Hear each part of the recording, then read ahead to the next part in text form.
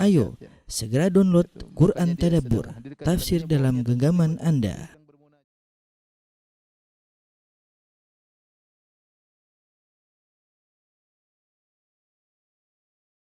Bismillahirrahmanirrahim. Assalamualaikum warahmatullahi wabarakatuh.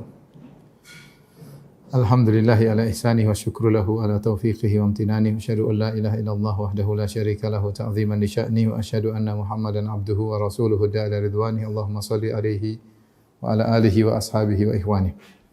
Para ikhwan dan akhwat, jamaah yang dirahmati Allah Subhanahu wa taala. Pada kesempatan kali ini kita akan bahas secara ringkas tentang bagian terakhir dari Al-Iman bil Yaumil Akhir, yaitu tentang Al-Jannah wan Nar, tentang surga dan neraka. Kita tahu bahwasanya setelah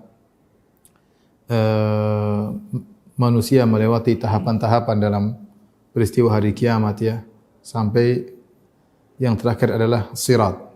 Sirat adalah ujian yang terakhir, ya, dan yang paling mengerikan, ya, sebagai ujian penentu. Oleh karenanya para anbiya mereka berkata ketika itu, Allahumma sallim sallim, ya Allah selamatkan dan selamatkan. Masing-masing nabi mendoakan umat mereka masing-masing. Sementara sirat dibentangkan di atas neraka jahanam, adakku minas sya'ar wa ahaddu minas saif, lebih tajam daripada pedang, lebih tipis daripada rambut. Ya, tidak ada yang bisa menyelamatkan seorang kecuali amal solehnya. Ya, kecuali amal solehnya. Maka dilewatilah oleh kaum muslimin, ya. Ketika kaum muslimin melewati sirat, maka mereka terbagi menjadi 3 golongan, ya. Najin musallam, yang pertama yang selamat. Yang kedua najin makdus, yang kedua selamat tapi terluka-luka. Yang ketiga mukardas, yaitu yang terjungkal dalam sirat, ya. Terjungkal dalam sirat, ya. Adapun yang pertama, yang najin musallam, yang selamat, maka ini mereka orang-orang hebat. Ada yang tidak terkena luka dengan besi-besi yang ada di samping sirat sama sekali, karena di samping sirat ada kalalib, besi-besi tajam yang siap mencabik-cabik orang melewatinya. Maka mereka pun bertingkat-tingkat. Ada yang cahaya yang mereka miliki setinggi gunung, ada cahaya yang menerangi mereka seperti pohon korma, sesuai dengan kadar iman masing-masing. Kemudian kemampuan mereka untuk menyeberang sirat juga berbeda-beda. Ada yang kalbarq, seperti cahaya secepat kilat, cepat sampai.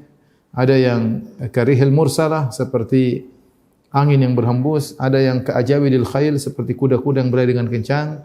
Ada yang seperti rikab, seperti onta-onta. Dan ada yang tertatih-tatih. Ada yang tertatih-tatih, ya, sampai merangkak-rangkak akhirnya sampai ke surga. Di antara mereka yang kedua, yang selamat tapi terluka. Selamat tapi terluka, yaitu maksudnya ketika mereka lewat, tubuh mereka tercabik-cabik oleh besi-besi tajam, kalalib wa khatatif, hasakah, yaitu nama-nama besi-besi tajam yang ada di sekitar sirat, mencabik-cabik tubuhnya, terluka, tetapi dia selamat. Artinya dia dibersihkan dosa-dosanya di atas sirat, karena dosa-dosanya tidak mengharuskan dia masuk neraka, tapi cukup diazab di atas sirat. Namun akhirnya dia selamat. Yang ketiga, yaitu yang terjungkal dalam neraka jahanam, yang dosa-dosanya membuat dia akhir terjungkal dalam neraka jahanam. Setelah manusia semua yang berhasil lolos sampai setelah sirat, maka mereka dikumpulkan di suatu jembatan yang namanya qantarah. Disitulah mereka dikumpulkan, kemudian dikisos satu dengan yang lainnya. Kata Syekh Utsaimin rahimahullah, yaitu dikisos antara kaum mukminin untuk menghilangkan kedengkian, kejengkelan yang masih tersisa dalam dada mereka, ya, yang masih belum selesai tatkala di padang mahsyar. Maka mereka harus dibersihkan agar mereka mau surga dalam kondisi dada-dada mereka bersih. Sebagaimana firman Allah Subhanahu wa taala, "Wa naza'na ma fi sudurihim min ghillin wa naza'na ma fi sudurihim min ghillin tajri min tahtihimul anhar. Wa qalu alhamdulillahilladzi hadana li hadza wa ma kunna linahtadiya laula an hadana Allah." Maka kami pun cabut kedengkian, kejengkelan, kedongkolan dari hati-hati mereka. Bersihlah. Ya, semua hal yang berkaitan dengan penyakit hati Allah cabut dari orang-orang yang akan masuk surga.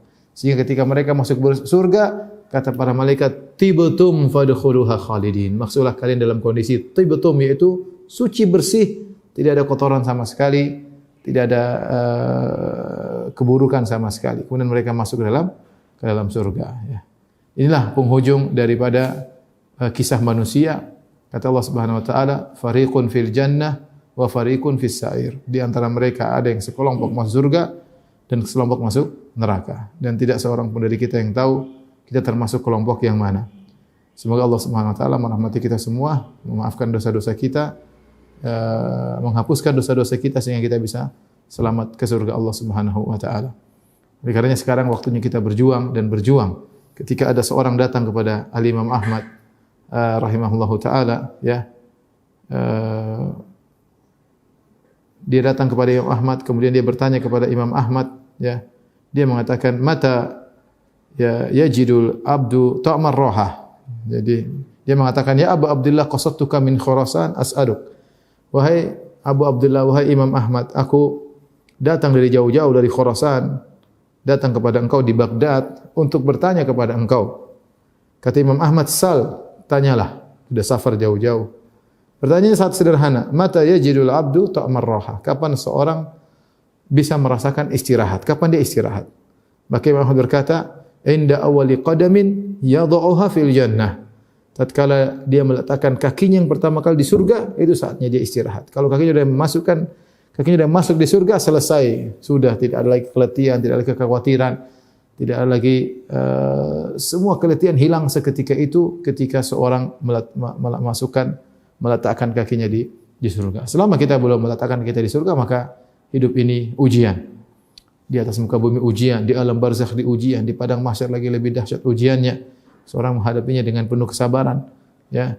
Dan Rasulullah SAW menyatakan dalam hadis, "Huffatil jannatu bil makarih, wa huffatin nar bi syahwat." Sungguhnya surga diliputi dengan perkara yang dibenci dan neraka diliputi dengan perkara yang dicintai oleh syahwat. Ini isyarat bahwasanya masuk surga harus melakukan hal-hal yang dibenci, yang syahwat tidak suka, jiwa tidak suka. Kalau masuk neraka, silakan melakukan hal-hal yang dicintai oleh syahwat. Mudah, tinggal mengumbar pandangan, tinggal ngomong seenaknya, tinggal jalan seenaknya, tinggal menghamburkan uang seenaknya, langsung direct masuk ke neraka jahanam. Tapi kalau masuk surga, perjuangan. Tidak boleh ini, tidak boleh anu, tundukkan pandangan, jaga mulut, jaga tulisan, jaga hati, ya, perjuangan. Sementara mulut ingin berkata-kata, ya, tangan ingin berkomentar, ingin menulis, lisan ingin berbicara, mata ingin terlepas melihat apa yang dia sukai, telinga ini mendengar hal-hal yang lezat bagi dirinya, tapi dia tahan semuanya, ya. Ya, kata Allah Subhanahu wa taala, "Wa amma man tagha fa atharal hayatad dunya fa innal jahima hiyal ma'wa wa amma man khafa maqama rabbih wa nahan nafsa 'anil hawa fa innal jannata hiyal ma'wa." Adapun seorang berlebihan, ya, dan lebih mendahulukan kehidupan dunia daripada akhiratnya, fa innal jahima hiyal ma'wa, sungguhnya neraka jahanam tempat kembalinya. Wa amma man khafa maqama rabbih, adapun orang yang takut dengan agungnya Rabbnya, wa nahan nafsa 'anil hawa, dia tahan hawa nafsunya, jiwanya dia tahan untuk tidak mengikuti hawa nafsunya, ya. Fa innal jannata hiyal ma'wa, sungguhnya surga adalah tempat kembalinya. Baik, ikhwan dan akhwat, para muslim yang dirahmati Allah Subhanahu wa taala, di Oman, di Abu Dhabi maupun yang di lainnya, kita akan bicara singkat tentang al-jannah wan nar. Tentunya saya tidak akan berbicara panjang lebar, adapun panjang lebar akan saya bicarakan dalam syarah al-aqidah al-wasithiyah. Tapi maksud saya pada kesempatan ini adalah menjelaskan dengan ringkas tentang akidah tentang surga dan neraka. Baik, di antara hal yang perlu kita ketahui bahwasanya surga dan neraka, kata para ulama, maujudatan, sudah ada. Neraka sudah ada, surga sudah ada. Allah sudah menciptakan keduanya, ya. Makanya Allah mengatakan tentang neraka, wa iddatil kafirin. Allah siapkan neraka bagi orang-orang yang kafir. Tentang surga kata Allah Subhanahu wa taala, wa iddat lil ladzina amanu billahi wa rusulih. Adapun surga Allah siapkan bagi orang yang beriman kepada Allah dan rasulnya, ya. Oleh karenanya dampak dari keberadaan surga sudah dirasakan. Seperti misalnya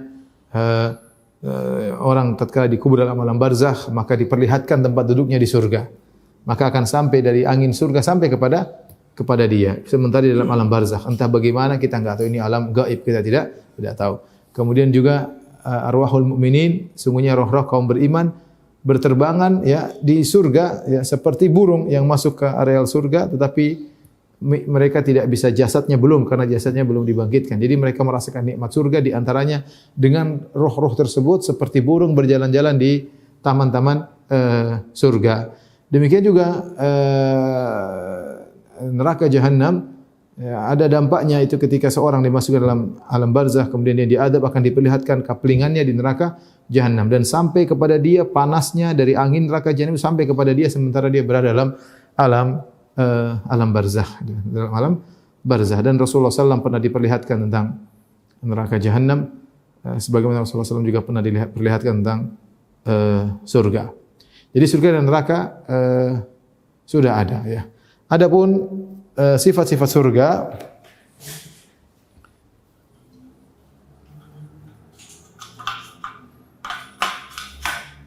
ya.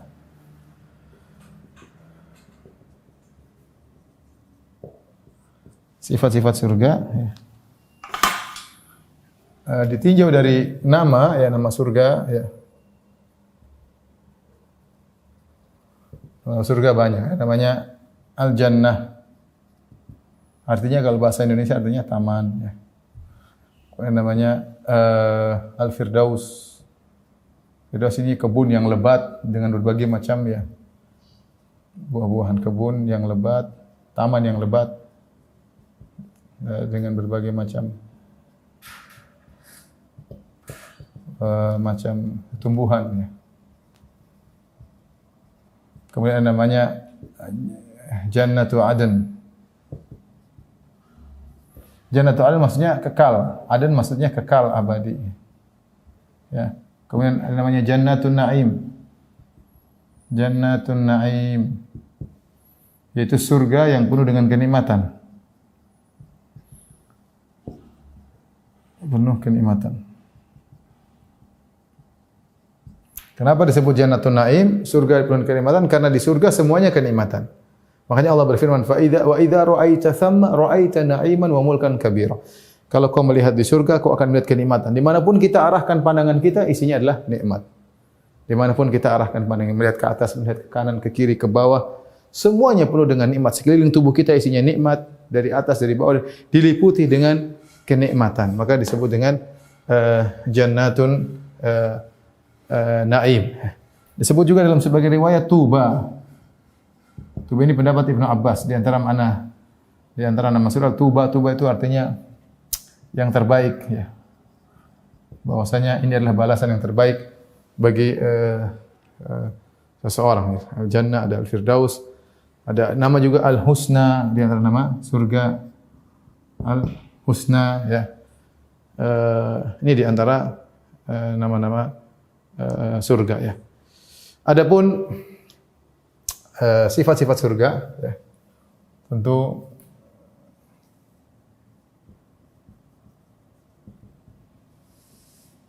ya, sifat-sifat surga sangat banyak ya. Di antaranya surga ditinjau dari misalnya pohonnya ya. Kemudian ditinjau dari sungainya, kemudian dari bangunannya, ya. Ini di surga, terus luasnya surga, kemudian misalnya dari sisi juga bidadarinya.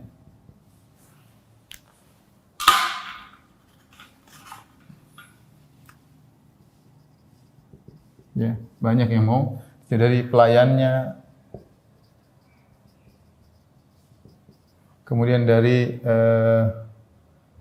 perabotannya,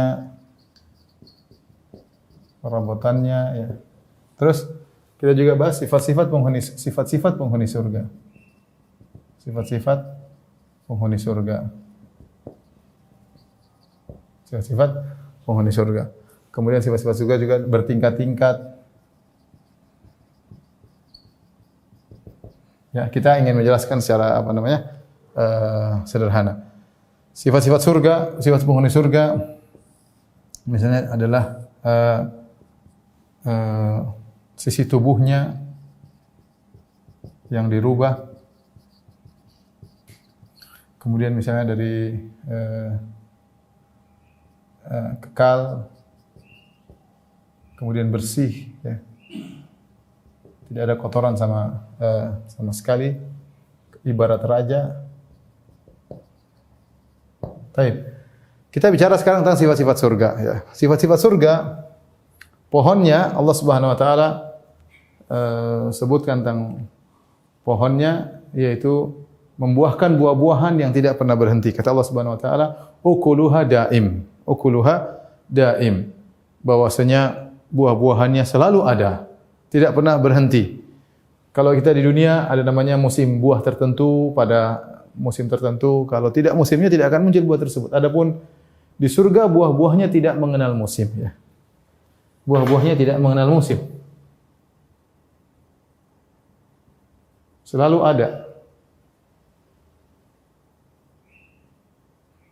Ya, tidak mengenal musim. Kemudian di antaranya misalnya kata Allah Subhanahu wa taala, kutufuha daniyah, dahannya rendah. Dahannya rendah. Jadi kalau seorang ingin makan buah, buahnya datang sendiri. Kemudian dia tinggal petik buah tersebut, tinggal dia makan, tidak perlu dia manjat buah-buahan tersebut. Kemudian juga kata Allah Subhanahu wa taala, zilluha yaitu naungannya panjang, tidak berhenti. Jadi pohon tersebut kalau berjalan yasirur rakib, ada di surga namanya pohon tuba, syajaratun fil jannah, sebuah pohon yang kemudian kalau orang berjalan di bawah naungannya sampai 100 tahun mungkin enggak berhenti-berhenti, saking naungannya tidak ada ujungnya, ya, saking lebarnya pohon tersebut. Kemudian di antaranya juga wasaquha min dzahab. Kata Nabi sallallahu alaihi wasallam, batangnya dari emas. Batangnya dari emas. Ya, ini sudah menunjukkan bahwasanya surga berbeda dengan pohon dengan dunia, dengan pohon di surga tentu berbeda, ya. Contoh lagi kita bicara tentang perabotan. Perabotannya dari emas, ya. Cawannya, kemudian piringnya, ya, gelasnya, ya. Semuanya dari emas dan perak, ya. Sampai kata Allah, ya, jadi kata Nabi sallallahu alaihi wasallam, "Wala ta'kulu min aniyati dzahabi wal fiddah." Janganlah kalian makan dari piring-piring atau dari gelas dari emas dan perak. Kenapa? Kata Nabi sallallahu alaihi wasallam, "Aniyatu ahlil jannah." Karena piring dan gelas perak itu adalah untuk di surga. Oleh kita tahu bahwasanya cawan, piring, gelas semuanya di surga terbuat dari emas dan perak. Bahkan dalam sebagian ayat kata Allah Subhanahu wa taala tentang cawan surga, kata Allah Subhanahu wa taala, qawarira min fiddatin, kata Allah, qawarira min fiddatin. Yang artinya apa? Gelas dari perak. Yang kita tahu namanya gelas itu bukan dari perak, gelas dari kaca. Dan namanya kita tahu gelas itu bening. Gelas itu bening. Perak enggak bening. Namanya perak, dia logam, dia pasti tidak bening. Tapi Allah kabarkan dalam surga, ternyata gelas dari perak, peraknya bening, bisa kelihatan isi dalamnya. Ini tidak ada unsurnya di dunia sekarang ini. Yang dia perak tapi dia bening, tapi di surga nanti ada. Tapi kita bicara tentang sungainya, ya. Sungainya, maka Nabi SAW mengatakan, fiha anharun min ma'in ghairi asin. Sungai air segar. Wa anharun min laban lam taghayyar ta'muh. Dari sungai air susu. Wa anharun min khamrin ladzatil lisyaribin. Dari sungai dari khamar. Kemudian wa anharun min asali musaffa. Dari madu yang murni. Jadi menunjukkan bahwasanya sungai di dunia tidak sama dengan sungai di akhirat. Dari sisi konten sungai tersebut saja beda. Ada air segar yang tidak berubah kesegarannya, ya. Kemudian air segarnya kayak apa, Allah alam bisawab. Kemudian lihat dari air susu. Air susu pun sungai isinya air susu. Ya, di dunia tidak ada seorang kalau mandi susu harus bayar mahal, tapi di surga ada sungai dari air susu. Kemudian juga ada sungai khamar. Khamar, bayangkan, sungai isinya khamar. Kemudian ada sungai isinya madu yang murni, yang tidak tercampur dengan kotoran-kotoran. Kemudian Allah Subhanahu wa taala, Nabi dalam sebagian salah mengatakan sungai mengalir tanpa lubang. Anharun tajri min ghairi ukhdud. Mengalir tanpa lubang. Tanpa khandak, tanpa parit ya. Dia mengalir di atas. Kalau kita di dunia namanya sungai, harus ada lubangnya baru kemudian mengalir. Tapi kata di sana kata para salaf, anharun tajri min ghairi ukhdud. Ada sungai-sungai yang mengalir tanpa ada lubangnya. Kemudian juga di sungai ada sungai selain sungai ada mata air, uyun. Mata-mata air ya, ini juga banyak ya. Yufajjirunaha tafjira, sungai mata air dikeluarkan terserah seorang penghuni surga misalnya ingin mata air keluar di depan rumahnya maka keluar mata air yang begitu indah. Dia ingin jalan kemudian ingin keluar mata air di mana dia tunjuk bisa keluar mata air. Entah bagaimana urusan Allah Subhanahu wa taala. Tapi kita bicara pelayannya. Pelayannya Nabi sallallahu alaihi wasallam sebutkan sifat-sifat pelayannya adalah anak kecil atau remaja. Anak-anak kecil. Kemudian giat tersebar. Kemudian putih ya. Putih kulitnya. Seperti kata Allah Subhanahu wa taala, "Wa yatufu 'alaihim wildanun mukhalladun." Berkeliling di sekitar mereka para pelayan-pelayan yang mereka wildan, anak-anak kecil. Kenapa anak kecil? Karena kalau pelayan orang tua enggak enak diperintah, apalagi sudah tua, apalagi sudah om-om aja kalau disuruh diperintah enggak enak. Maka Allah ciptakan pelayan tersebut yang kecil yang mereka kalau diperintahkan sangat mudah. Selain itu mereka tersebar di mana-mana. Kata Allah Subhanahu wa taala lu'lu'an mansura. Engkau akan melihat mereka seperti apa? Wa yatufu 'alaihim wildanun mukhalladun idza ra'aitahum hasibatahum lu'lu'an mansura. Kalau kau melihat mereka kalian menyangka seperti permata yang tersebar. Kalau kita punya mutiara kita sebar ke sana sini berhamburan. Nah, mereka seperti itu, anak kecil sana sini melayani, membawa minuman ini, apa yang diinginkan, bawa makanan, benar-benar pelayannya seperti itu. Kemudian putih. Kata Allah Subhanahu wa taala, "Wa yatufu 'alaihim ghilmanun lahum ka'annahum lu'lu'um maknun." Sungguhnya berkeliling di sekitar mereka pelayan-pelayan yang mereka ka'annahum lu'lu'um maknun, seperti mutiara yang tersimpan dalam cangkangnya. Jadi putih bersih. Anak tersebut putih bersih. Kata para ulama, jika pelayannya saja putih bersih, tidak terkontaminasi dengan kotoran-kotoran apapun, putih bersih, apalagi raja yang dia layani, apalagi penghuni surganya. Jadi pelayannya aja luar biasa. Bangunannya kata Nabi sallallahu alaihi wasallam, labinatun min dzahab labinatun min fiddah. Itu bata emas, bata perak. Semennya dari al-miskul adfar, semennya misik.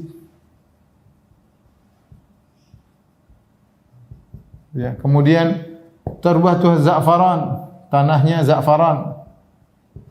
Za'faran. Kemudian nasba'uha, kerikilnya dari apa? Kerikil dari permata. Ya, ini ciri-ciri bangunan ada di surga. Batanya terbuat emas, kata Nabi, labinatun min fiddah, terbuat dari emas. Emasnya emas apa? Wallah, tidak sama dengan emas dunia. Labinatun min zahab, labinatun fiddah, dari zahab dari emas, min fiddah dari perak, seperti wa milatuha milkul azfar, bangunan yang menempel di antara keduanya terbuat dari minyak misik yang membuat sehingga semennya aja baunya harumnya luar biasa. Turbatu za'faran, tanahnya sangat lembut seperti za'faran. Tahu za'faran kalau kita ambil sangat tipis kemudian harum. Tanahnya za'faran. Kemudian hasba'uha lu'lu wal marjan. Adapun kerikilnya terbuat dari mutiara dan intan berlian. Itulah bangunan. Kemudian di antaranya Rasulullah menyebutkan tentang suatu istana terbuat dari lu'lu'ah mujawwafah. Lil mu'min fiha baitun min lu'lu'atin wahidatin mujawwafatin. Kata Nabi, seorang mukmin di surga mendapatkan suatu istana yang terbuat dari mutiara raksasa besar, ada lubangnya di dalamnya. Lil mu'min fiha situna ahli. Ahli. Kemudian di situ ada 60 bidadari yang berada dalam mutiara besar tersebut yang disediakan oleh orang-orang yang beriman. Adapun luasnya surga, kata Allah Subhanahu wa taala, jannatin arduha samawati wal ard. Surga yang luasnya langit dan bumi. Langit dan bumi, luasnya langit dan bumi ya. Ketika Allah mengatakan wasari'u ila maghfiratin min rabbikum wa jannatin 'arduha as-samawati wal ardu. Segeralah kalian menuju surga yang ard itu luas, lebar. Kalau bahasa Arab ada tul. Tul itu panjang, ard lebar. Jadi ketika ada panjang kali lebar, maksudnya tul kali ard. Tul, tapi Allah tidak mengatakan tuluha. Allah mengatakan wa arduha, lebarnya seperti langit dan bumi. Kata para ulama, bagaimana lagi dengan panjangnya? Bagaimana lagi dengan panjangnya? Oleh karenanya surga itu sangat luas. Surga itu sangat luas. Kemudian surga bertingkat-tingkat, tidak sama. Surga bertingkat-tingkat. Dalam satu hadis Rasulullah menjelaskan tentang tingkatan surga bagi orang yang berjihad di jalan Allah. Kata Nabi sallallahu alaihi wasallam, "Inna fil jannah mi'ata darajatin a'addaha lil mujahidin fi sabilillah." Sungguhnya di surga ada 100 tingkatan Allah siapkan bagi orang yang berjihad di jalan Allah Subhanahu wa taala. Untuk spesial mujahidin saja ada 100 tingkat. Jadi Allah detail tatkala mengklasifikasikan para penghuni surga sampai untuk jihad saja yang kita lihat amalannya terbatas, ternyata Allah bisa membuat klasifikasi sampai 100 tingkat. Tentu dibedakan jihad yang berjihad dengan harta dan nyawa. Yang berjihad dengan harta doang, berjihad dengan nyawa saja, berjihad sambil meninggalkan keluarganya atau berjihad sambil meninggalkan halamannya, berjihad dengan keikhlasannya sampai Allah klasifikasikan sampai 100. Berarti Allah detail tatkala mengklasifikasikan penghuni surga. Kata Al-Hafidz Ibnu Hajar rahimahullah, demikian juga ibadah-ibadah yang lain. Salat juga ada bertingkat-tingkat, puasa juga bertingkat-tingkat, sedekah juga bertingkat-tingkat, tidak satu sama. Kata Allah, walikullin darajatum mimma amilu. Masing-masing mendapatkan derajat sesuai dengan dia amalkan, ya. Allah tidak akan samakan. Oleh karenanya disebutkan ketika Allah menyebut tentang inna ahlal jannah, kata Nabi sallallahu alaihi wasallam, sungguhnya penghuni surga la yatara'auna ahlal ghuraf, sungguhnya penghuni surga melihat ke atas ahlul ghuraf. Al-ghuraf itu surga yang tinggi, ya. Dan jarak antara ghuraf dengan jannah, ghuraf itu nama suatu surga yang tinggi, kama baina sama'i wal ard, antara langit dan bumi. Jadi jaraknya jauh antara tingkatan yang satu dengan tingkatan yang lain. Jadi surga bertingkat-tingkat. Nah, kita di sini sedang berupaya untuk meraih tingkatan yang terbaik. Kata Allah Subhanahu wa taala, "Wa fi dzalika falyatanafasil mutanafisun." Untuk urusan surga bersainglah. Bersainglah, kita harus kejar-kejaran mumpung masih hidup, masih bisa bernapas, masih bisa berzikir, masih bisa Quran, masih punya duit untuk bersedekah, masih bisa buat orang tua senang, masih bisa menyenangkan orang tua, menyenangkan istri, menyenangkan anak-anak, masih bisa menyenangkan kawan, ya. Masih bisa baca Quran, masih bisa salat malam. Masih banyak bisa kita lakukan, masih bisa mengucapkan astagfirullah, astagfirullah, astagfirullah, wa atubu ilaik, masih bisa mengucapkan subhanallah, walhamdulillah. Masih bisa buka mushaf, kita masih bisa baca, masih bisa perhatian sama tangga. Terus bersaing, kata Allah. Wa fi dzalika falyatanafasil mutanafisun. Untuk urusan surga bersainglah. Makanya jangan pernah meremehkan kebaikan. La tahqiranna minal ma'rufi syai'an. Jangan kalian meremehkan kebaikan sedikit pun, walau antalqa akhaka biwajhin talib. Meskipun hanya tersenyum ketika bertemu saudara. Ittaqun nar walau bisyikki tamrah. Jagalah dirimu dari neraka meskipun hanya menyumbang sepenggal korma. Jadi maksud saya, surga itu bertingkat-tingkat. Allah Maha Adil. Allah tidak samakan antara satu dengan yang lainnya. Detail Allah membagi. Kemudian kita bicara bidadarinya. Bidadarinya tentu banyak ya ciri-cirinya. Di antaranya mereka sangat putih ya, seperti seperti mutiara yang tersimpan dalam cangkangnya, putihnya, saking putihnya sampai kata Nabi sallallahu alaihi wasallam, ka'annahunnal, kata Allah Subhanahu wa taala, ka'annalhunnal yaqutu wal marjan. Bidadari itu seperti mutiara dan seperti intan berlian. Kok bisa mutiara intan berlian? Kata para ulama, seperti mutiara dari sisi putihnya. Yang mutiara putih tidak ada titik-titik hitamnya, tidak ada tai lalat di mutiaranya, tidak ada bercak-bercak merahnya, putih bersih, mulus, tidak ada bercaknya sama sekali. Kemudian al-yaqut seperti intan berlian dari sisi beningnya. Saking putihnya kata Nabi sallallahu alaihi wasallam, yura bayadu saqaiha min wara'il lahmi min wara'i sab'ina hullah. Sungguh terlihat betisnya bidadari di balik 70 gaun, Meskipun dia sudah pakai gaun 70, masih terlihat putihnya betisnya bidadari. Kemudian saking beningnya tubuhnya sampai kata Nabi sallallahu alaihi wasallam, yura mukhu saqaiha min wara'il lahmi minal muhsnin, sampai saking beningnya tubuhnya, sampai tulang sumsumnya atau isi sumsumnya di dalam tulang terlihat di balik dagingnya. Kenapa saking indahnya kata Nabi? Kita enggak bisa bayangkan tentang bidadari. Kalau kita bayangkan ada manusia terlihat sumsumnya mengerikan. Ini mengerikan, maka kita lihat orang kelihatan tulangnya mengerikan. Tapi bidadari tidak, saking indahnya kata Nabi SAW, terlihat sumsumnya, Allah bikin mereka luar biasa seperti itu. Terlihat sumsumnya di balik dagingnya, saking indahnya kata Nabi SAW. Oleh karena bidadari diciptakan tanpa dari proses. Inna ansha'nahunna insya'a. Kami ciptakan bidadari langsung besar. Faja'alnahunna abakaran, tidak melewati kecil, ingusan, beol-beol. Punya enggak langsung tahu-tahu udah gede, udah jadi wanita-wanita gadis yang cantik-cantik. Faja'alnahunna abakaran, kami jadikan mereka selalu gadis. Bidadari di antara sifat mulazimah yang selalu ada pada dirinya, tidak pernah terlepas, selalu gadis. Kapan digauli oleh penghuni surga, kembali lagi menjadi gadis dan seterusnya. Kemudian umurnya selalu muda, ya, uruban atraba, senantiasa muda, umur sekitar 33 tahun, di puncak-puncak mudanya, di puncak-puncak giatnya, bidadari diciptakan seperti di antara sifat bidadari, kata Allah Subhanahu wa taala, qasiratut tarf, mereka menundukkan pandangan. Mereka menundukkan pandangan, di antaranya mereka tidak pernah melihat lelaki lain, yang mereka lihat hanyalah penghuni surga, sehingga itulah yang paling mereka cintai. Adapun kalau wanita sudah melirik kepada laki lain, sudah melirik kepada suami orang, maka jatuhlah harga diri suaminya. Kalau dia mulai membandingkan, melakukan studi banding antara suaminya dengan laki-laki lain, maka suaminya pasti punya kekurangan. Berbeda dengan istri yang tidak pernah memandang kecuali suaminya. Itulah bidadari. Mereka diciptakan hanya untuk memandang Anda kalau Anda masuk surga. Tidak mau lihat-lihat yang lain.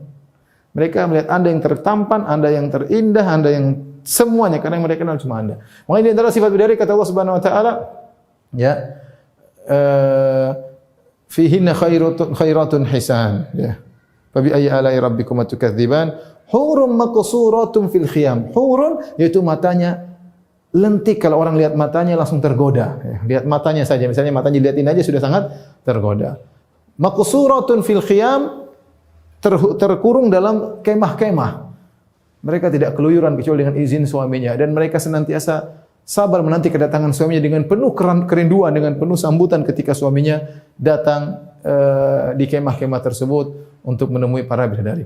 Saking indahnya bidadari, maka Nabi SAW memberikan sifat umum. Kata Nabi SAW, "Lau anna imra'atan min ahli jannah italat ala ahli dunya, la adha'at ma bainahuma, wa la malamat bainahuma rihan, wa la nasifuha ala ra'siha, wa la nasifuha ala ra'siha khairum minad dunya wa fiha." Kata Nabi SAW, sungguhnya jika ada seorang wanita surga nongol di atas muka bumi, maka akan menyinari antara langit dan bumi. Seandainya di atas muka bumi lagi gelap gulita, lampu semua mati, PLN semua mati, tahu-tahu bidadari muncul, cering, maka antara langit dan bumi keluar cahaya, ya, dari indahnya bidadari tersebut. Bukan cuma itu, wala mala'at ma bainahuma riha, bahkan kemudian aroma semerbak memenuhi seluruh langit dan bumi.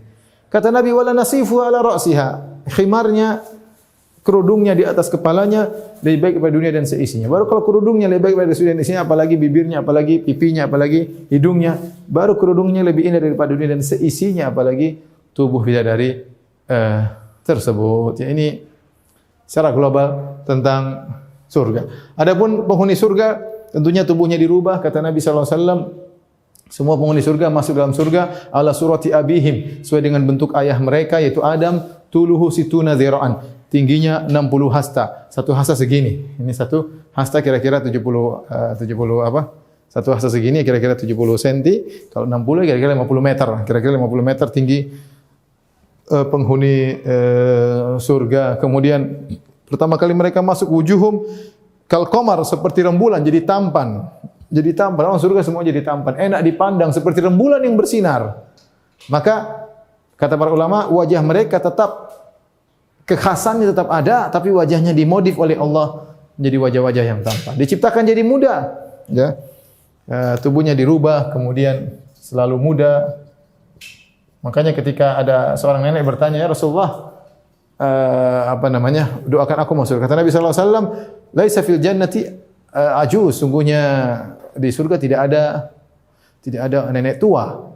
Orang ini kaget, dia sudah tua, kata Nabi sallallahu alaihi wasallam. Maka Nabi menjelaskan, setiap orang yang masuk surga dijadikan muda oleh Allah Subhanahu wa taala, umur sekitar 33 tahun. Jadi anti nenek-nenek jangan sedih. Mungkin bapak-bapak, kakek-kakek yang sudah peot, jangan sedih kalau masuk surga masih ada waktu untuk berzikir, beribadah kepada Allah. Masuk surga nanti jadi mudah kembali. Kemudian kekal, tidak ada mati sama sekali, kemudian bersih, kemudian tidak ada letih, tidak ada khawatir, sedih, khawatir, ini hilang semua. Tidak ada sedih, tidak ada letih, tidak ada khawatir. Ya, la yamassuna fiha nasabun wa la yamassuna fiha lughub. Kami di surga tidak ada capek, tidak ada letih. Ketika beraktivitas tidak letih, ketika setelah beraktivitas juga tidak letih. Semangat selalu. Makanya penghuni surga tidak tidur, karena tidur adalah buah daripada keletihan. Letih baru tidur. Penghuni surga enggak ada yang tidur. Semuanya beraktivitas. Karena kalau orang tidur berarti off daripada kenikmatan. Lagi off, makanya tidur dulu. Padahal di surga tidak boleh off. Selalu berpindah satu nikmat kepada nikmat yang lain. Tidak ada sedih, tidak ada khawatir. Inilah ciri penghuni surga, senantiasa bahagia dan mereka ibarat raja. Bagaimana tidak seperti raja? Ternyata kekuasaan mereka, kata Nabi dalam satu hadis, Allah berkata kepada penghuni surga, "Fa innalaka mithlu dunya fa innalaka mithla dunya wa asyrata amsalihha." Sungguhnya kau punya kekuasaan di surga seperti dunia, bahkan 10 kali lipat. Seorang punya kekuasaan dunia 10 kali lipat seperti dunia, di surga luar biasa, benar-benar raja, bukan raja-rajaan. Dan semuanya tunduk kepada dia punya bidadari banyak, dia punya anak buah banyak, dia punya istana banyak. Bahkan malaikat saja kalau mau ketemu dia minta izin. Fa idza ra'aita thamma ra'aita na'iman wa mulkan kabira. Di antara tafsir mulkan kabira, kalau kau lihat di surga kau lihat kerajaan yang besar, kata para sebagian salaf, isti'zanul malaika, malaikat kalau mau ketemu kamu minta izin terlebih dahulu. Bukankah engkau adalah raja? Raja yang sungguhnya. Maka Anda ketika ini tidak bisa jadi raja, caranya mudah, beribadah, jaga pandangan, jaga pendengaran, jaga lisan, jaga hati, ibadah kepada Allah, berbakti sama orang tua, sayang kepada anak istri, perhatikan tetangga, perhatikan kakak dan adik kerabat, ya. Bayar zakat, sedekah, insyaallah jadi raja di akhirat. Ini tentang surga, tolong dihapus. Kita akan bicarakan neraka secara global juga insyaallah taala. Baik, ikhwan dan akhwat yang dirahmati Allah Subhanahu wa taala, adapun kita bicara neraka tentunya perkara yang sangat mengerikan, ya. Kalau di surga Allah memberikan kenikmatan yang di luar khayalan kita, di neraka sebaliknya Allah memberikan azab di luar daripada khayalan kita. Makanya kata Allah Subhanahu wa taala, "Fa yauma idzil la yu'adzibu 'adzabahu ahad." Maka pada hari itu tidak ada yang menyiksa seperti siksaan Allah. Wala yusiku wathaqa'u ahad. Tidak ada yang membelenggu seperti belenggunya Allah. Mengerikan. Kita membayangkan siksaan sehebat apapun, seperti kalau kita bicara katanya PKI menyiksa dengan itu masih kecil, enggak ada apa-apanya. Mau kita bayangkan sesadis-sadis apapun, mungkin kulit dirobek, dikasih air jeruk dan macam-macam, tidak akan menyamai bagaimana siksaan Allah Subhanahu wa taala. Syadidul iqab, di antara nama Allah adalah kalau sudah menghukum sangat keras hukuman Allah Subhanahu wa taala. Makanya Allah berfirman, "Fa anzartukum naran talazza." Maka aku ingatkan kepada kalian tentang api neraka yang menyala-nyala. Baik, kita bicara secara ringkas juga tentang neraka Jahannam.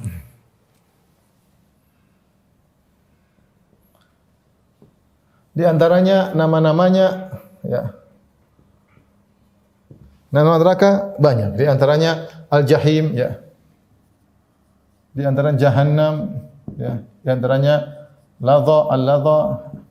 Al-Jahim, Jahannam maksudnya api atau yang sangat dalam. Ladha artinya api yang menyala-nyala. Kemudian di antaranya Saqar.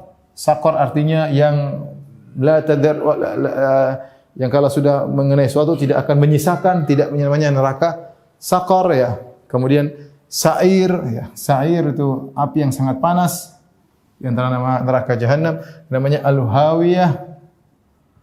Ya, Al-Hawiyah yang kalau orang masuk neraka dalam bunyi terjatuh, jatuh ke bawah. Karena neraka dalam Al-Hawiyah. Wa ma adraka ma hiya narun hamiyah, ya.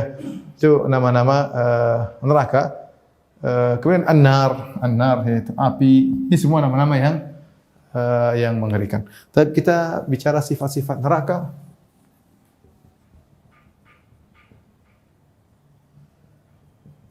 Sama sifat-sifat penghuni neraka.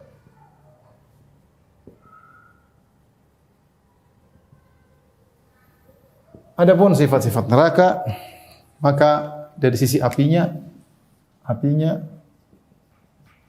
kemudian dari sisi apa namanya apinya, kemudian dari sisi bahan bakarnya,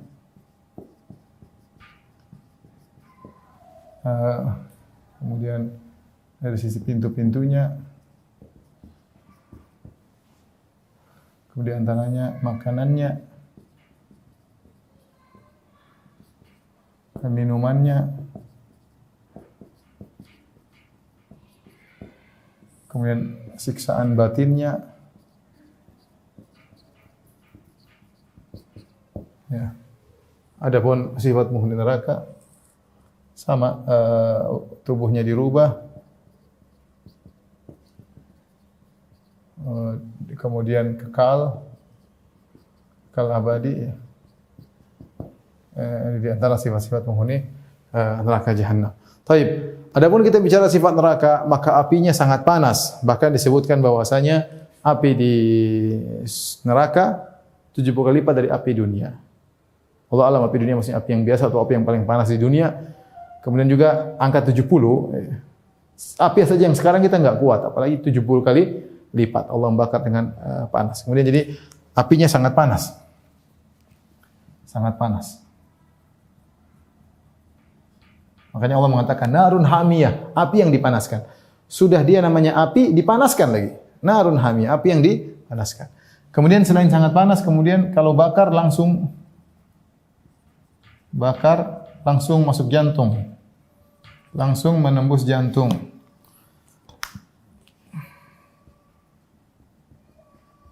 Menembus jantung, ya. Kata Allah, allati tattali'u 'alal afidah. Kalau bakar langsung menembus jantung. Beda kalau api dunia kalau kita bakar bagian luar dulu kebakar baru bagian dalam. Adapun api neraka tidak. Begitu dia bakar langsung luar dalam. Begitu bakar manusia langsung luar dalam saking panasnya api tersebut. Kemudian api tersebut juga menyerang dari atas bawah. Dari atas bawah. Mengepung. Kata Allah, ahata bihim suradikuha, bahwasanya nyala apinya mengepung mereka, tidak bisa keluar, semua isinya api. Dhulalum minan nari wa min tahtihim dhulal. Kata Allah bagi mereka, dhulalum minan nari min fawqihim dhulalum minan nari, dari atas mereka tumpukan-tumpukan api, bukan satu lapis api banyak. Wa min tahtihim dhulal, api juga dari bawah, bukan cuma di atas saja yang kebakar, dari atas bawah semua kebakar api.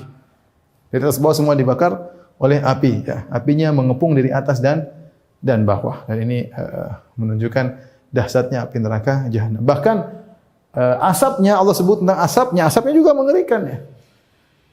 Dzi thalathi syu'ab la dhalili wa la yughni minal lahab. Apinya, asapnya, kalau namanya asap kita kan atau apa kita khayalkan tentang keteduhan. Tidak, asapnya sangat panas seperti wadus gembel. Kita tahu wadus gembel keluarkan panas luar biasa. Asapnya saja panas, apalagi apinya. Bahan bakarnya ada manusia, ada batu, ya, ada batu. Waquduhan nasu wal hijarah. Kata Allah, sungguhnya bahan bakarnya manusia dan batu. Manusia tersebut dibakar dan setelah dia bakar dia juga menyalakan api. Seperti kayu, kalau kita bakar kayu terbakar dan sekaligus membakar. Demikian manusia ketika dimasukkan dalam neraka, terbakar dan bakar. Innakum ma ta'buduna min dunillahi hasabu jahannam. Kata Allah, sungguhnya kalian, apa yang kalian sembah akan menjadi bahan bakar neraka jahanam. Jadi manusia terbakar, dia juga membakar. Kemudian di antaranya batu, waquduhan nasu wal hijarah. Sungguhnya bahan bakarnya adalah batu.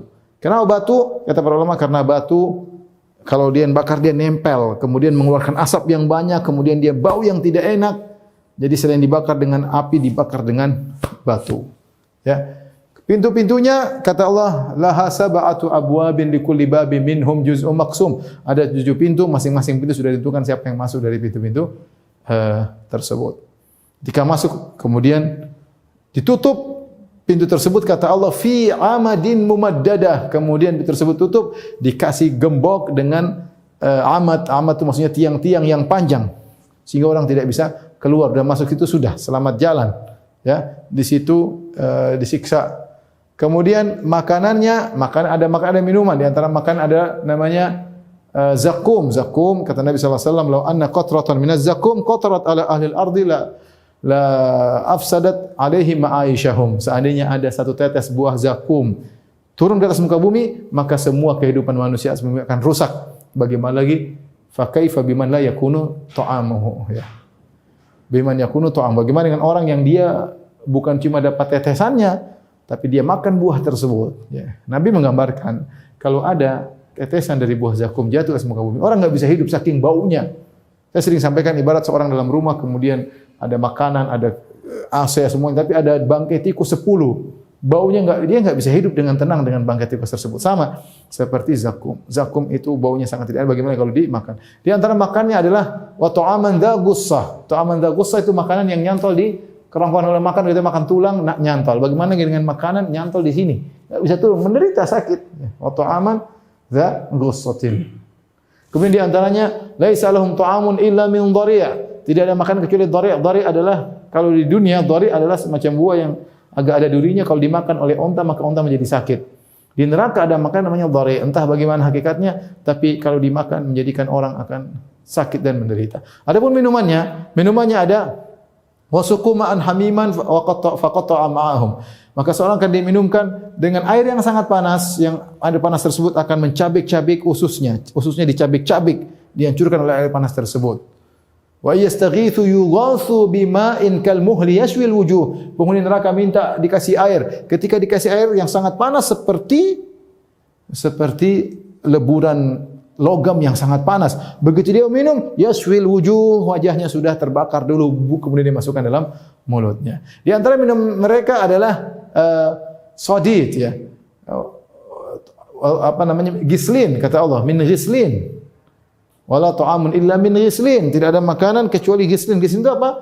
Adalah usarati ahlin nar, yaitu air yang keluar dari tubuh penghuni neraka jahanam. Mau darahnya atau kencingnya atau apanya atau nanahnya yang bau-bau semua keluar dari tubuh mereka, dari kemuluan mereka, dikumpulkan, dijadikan minuman bagi penghuni neraka jahanam. Wal iyadzu billah, itu makan dan minumannya. Ya, kemudian siksaan batinnya. Siksaan batinnya banyak penghuni neraka jahanam. Siksaan batinnya, di antara siksa batin ternyata yang mereka sembah juga dalam neraka. Ada yang menyembah matahari, menyembah rembulan, Allah masukkan matahari rembulan dalam neraka. Yang berhala dimasukkan dalam neraka jahanam. Yang menyembah syaitan juga dalam neraka jahanam. Ini di antara perkara yang menjadikan mereka semakin pedih. Di antara siksaan batin, mereka melihat penghuni surga. Mereka ngomong, ya, wa nada ashabun nari ashabal jannati an afidhu alaina minal ma'i mimma razaqakumullah. Berkata penghuni neraka kepada penghuni surga, berikanlah kepada kami makanan dan minuman. Mereka minta. Apa kata penghuni surga? Qalu innallaha haramahum al kafir. Kata penghuni surga, ini haram bagi orang-orang kafir. Mereka tersiksa dengan melihat kenikmatan penghuni surga. Bagaimana caranya? Terserah Allah bikin visual seperti apa, tapi mereka lihat, mereka bisa ngomong sama penghuni surga. Namanya siksaan batin. Di antara siksaan batin, mereka minta diringankan, tidak diringankan. Berilah keringanan.